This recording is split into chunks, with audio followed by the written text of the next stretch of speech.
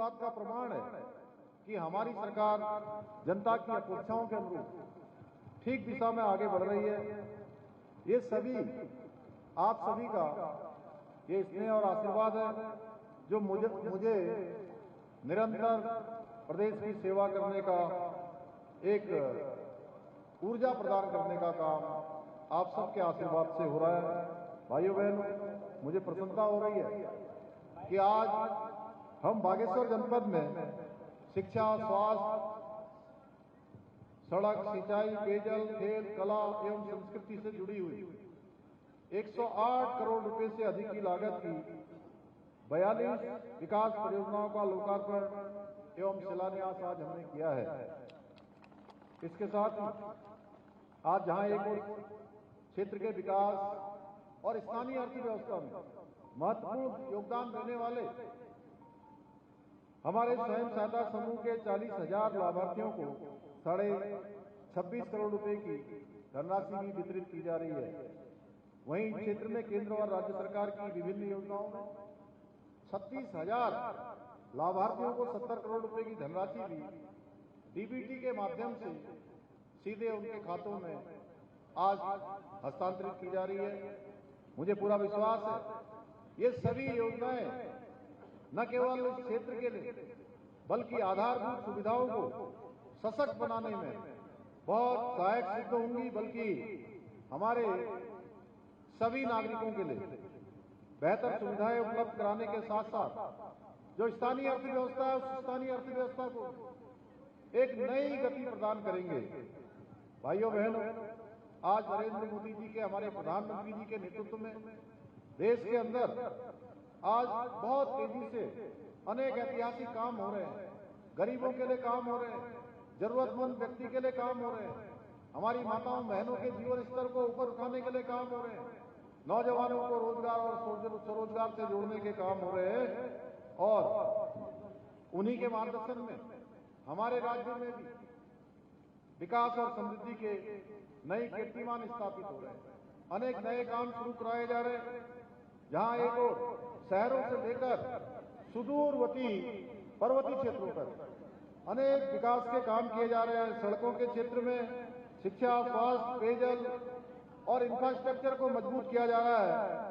वहीं राज्य की जो सांस्कृतिक विरासत है उसके संरक्षण और संवर्धन की दिशा में भी हम निरंतर प्रयास कर रहे हैं।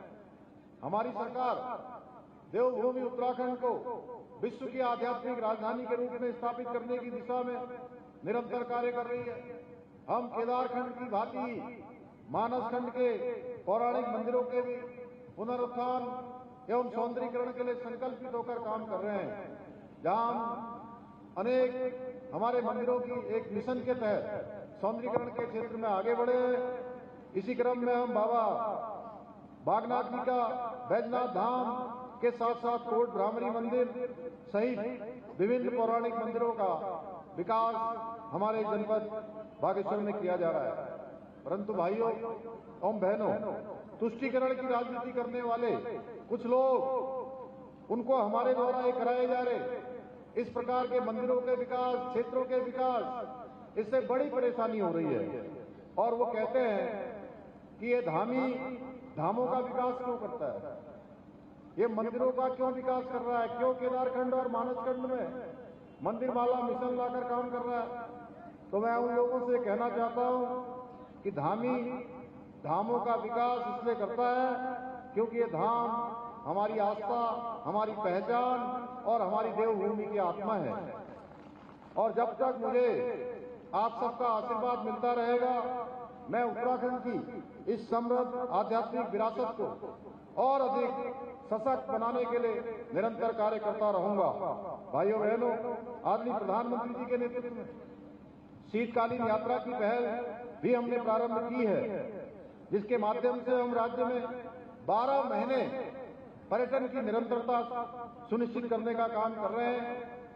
आज वहीं धार्मिक पर्यटन के साथ साथ wellness tourism, adventure tourism, film shooting destination, wedding destination के क्षेत्रों में भी विकास कार्य कर रहे हैं। वहीं राज्य में हम साहसिक पर्यटन जैसे trekking, river rafting, paragliding skiing और माउंटेनियरिंग को भी बढ़ावा देने के लिए निरंतर कार्य कर रहे हैं।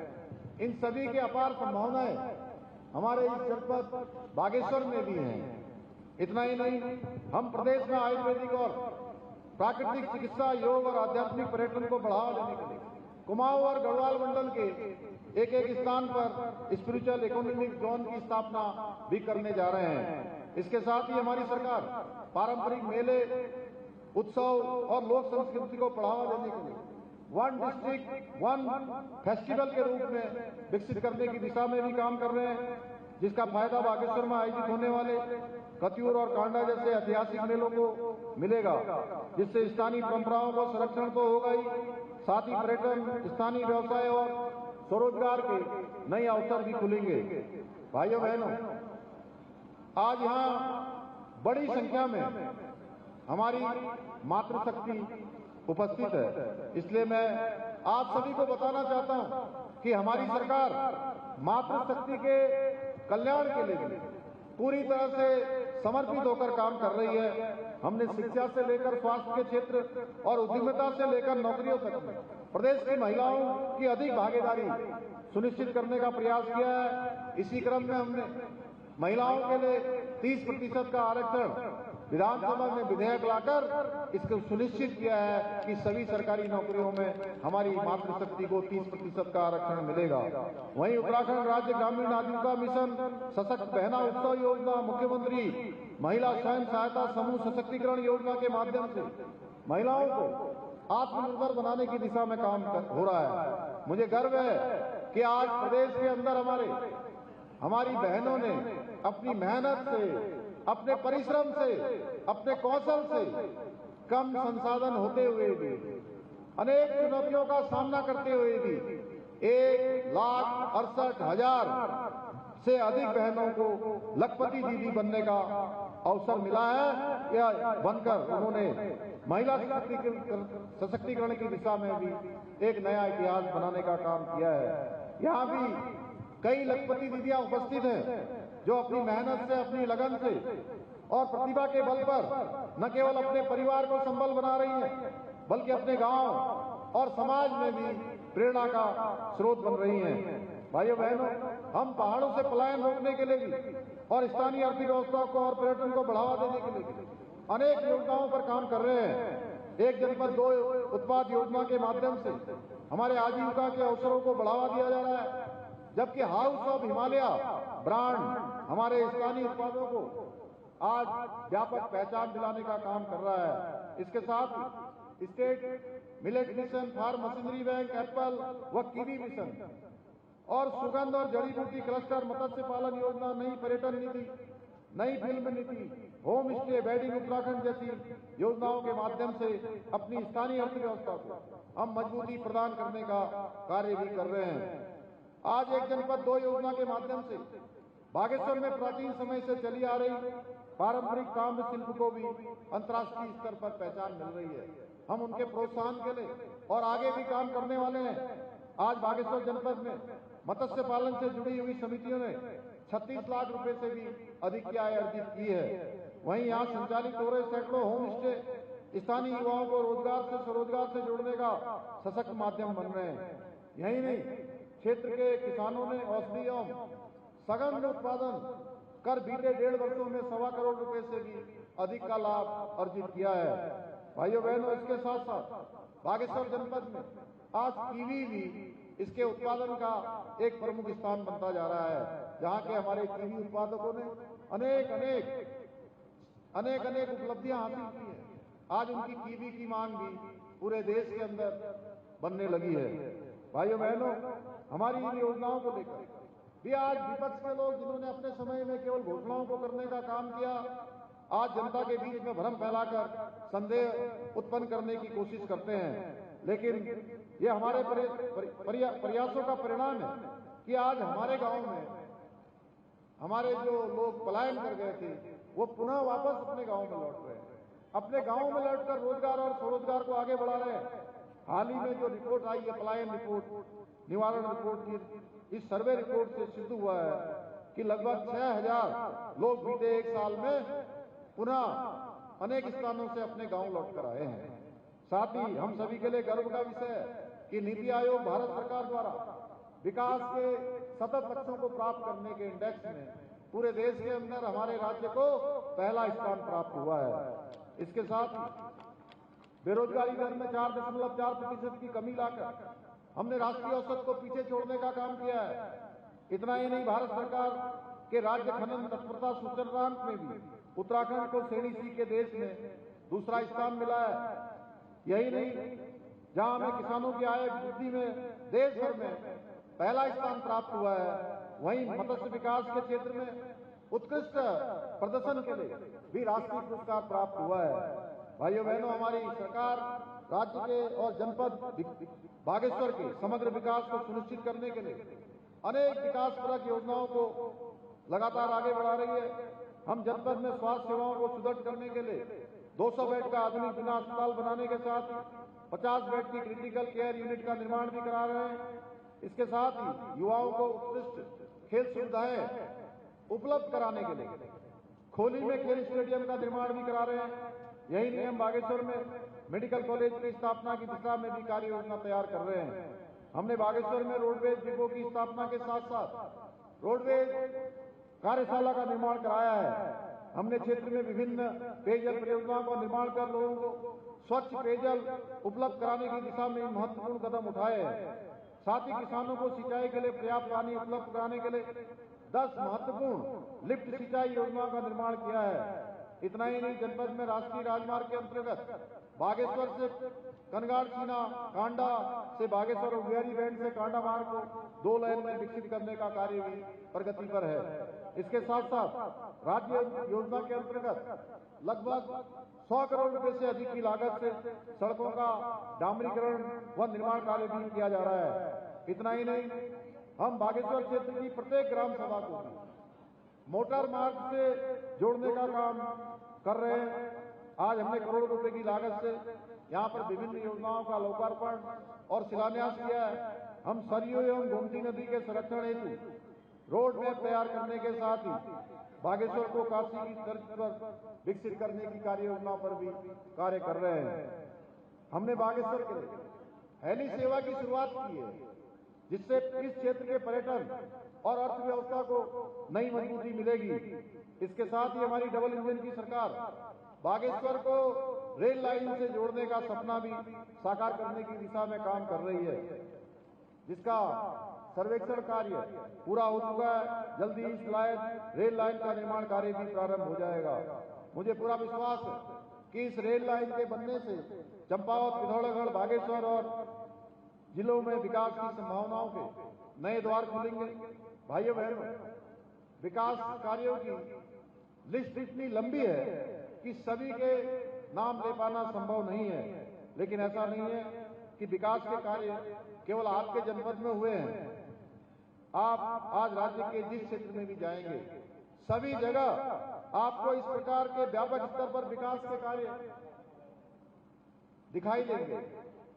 आप लोगों को पूर्ववर्ती सरकारों का समय भली भांति याद होगा, जो केवल घोषणाएं करते थे, परंतु धरातल पर कोई काम उनके समय में नहीं होता था। जनता को उसके वास्तविक हक का लाभ नहीं मिल पाता था।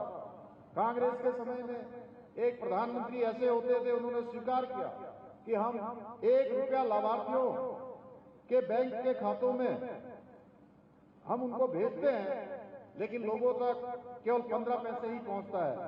परंतु आज आप सभी ने देखा होगा कि आज प्रधानमंत्री मोदी जी के नेतृत्व में जो 1 रुपया अगर वहां से भेजा जाता है दिल्ली से, तो उसमें 1 पैसा भी पाई भी कम नहीं होती है। पूरा का पूरा डीबीटी के माध्यम से सीधे लाभार्थी को मिलता है। भाइयों बहनों, उसके बैंक में सीधे ट्रांसफर होता है, उनके खातों में पहुंच जाता है। यही नहीं, आज हमारी सरकार जिस भी कार्य का शिलान्यास करती है, उसे तय समय पर पूरा करके लोकार्पण भी करती है।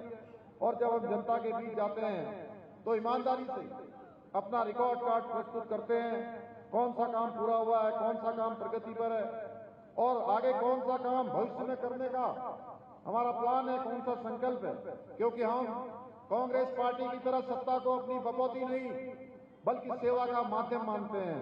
भाइयों बहनों, इसके साथ साथ हम राज्य की डेमोग्राफी को और यहाँ के सांस्कृतिक मूल्यों को संरक्षित रखने के लिए भी संकल्पबद्ध हैं। इसीलिए हमने राज्य में सख्त धर्मांतरण रोधी कानून, सख्त दंगा रोधी कानून बनाया है। वहीं लैंड जिहाद, लव जिहाद और थूक जिहाद जैसी विकृत मानसिकताओं, मुल्लावादी कट्टर प्रवृत्तियों के खिलाफ भी हमने कड़ी कार्रवाई सुनिश्चित की है। परंतु वहीं कांग्रेस के लोग हैं जिन्हें उत्तराखंड की संस्कृति और परंपराओं से कोई सरोकार नहीं है। ये लोग हर काम केवल और केवल अपने वोट बैंक को खुश करने के लिए करते हैं। कोई भी काम करते हैं तो पहले वोट बैंक की चिंता करते हैं, उसके बाद ही कामों को आगे बढ़ाते हैं। और इनको हमारे द्वारा जब हम लैंड जिहाद पर कार्रवाई करते हैं, 10,000 एकड़ सरकारी जमीन अतिक्रमण करने वालों से मुक्त कराते हैं, तो उसमें भी इनको दिक्कत होती है। इन्हें लैंड जिहाद करने वाले अच्छे लगते हैं। कांग्रेस ने हमारी देवभूमि की डेमोग्राफी को बिगाड़ने के लिए ऐसे स्थानों पर विशेष समुदाय के लोगों को बसाने का काम किया है, जहां कभी उस समुदाय के लोगों का कोई अस्तित्व नहीं होता था, कोई उनकी पहचान नहीं होती थी। आज जब हम जहां पर सरकारी जमीनों पर अतिक्रमण है, कहीं हरा कपड़ा, नीला कपड़ा, पीला कपड़ा डालकर सरकारी भूमि पर अवैध कब्जे करने वालों के खिलाफ कार्रवाई कर रहे हैं, तो इनको कांग्रेस पार्टी के लोगों को आज इससे परेशानी हो रही है। उनका कहना है कि यहाँ उनका भी उतना ही अधिकार है जितना आप लोगों का है।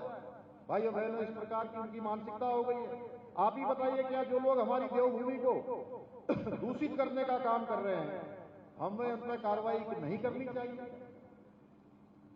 करनी चाहिए कि नहीं करनी चाहिए?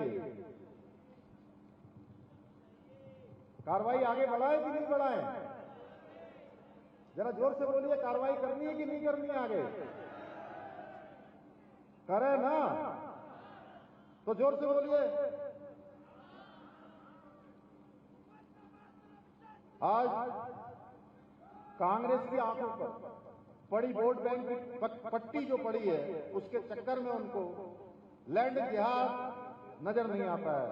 मैं आपको आश्वस्त करना चाहता हूं कि मेरे रहते हुए देवभूमि की पवित्र भूमि पर किसी जाति के सपने को मैं पनपने नहीं दूंगा।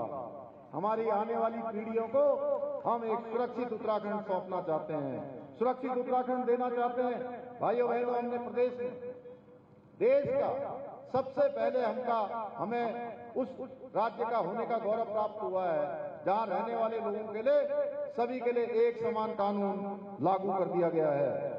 यूं तो पूरे देश में यूसीसी को लेकर राष्ट्रवादी लोगों ने हमारी सरकार को खूब सराहा, खूब प्रोत्साहन किया, लेकिन कांग्रेस को समान नागरिक संहिता से भी तकलीफ है। Download our News Nation app.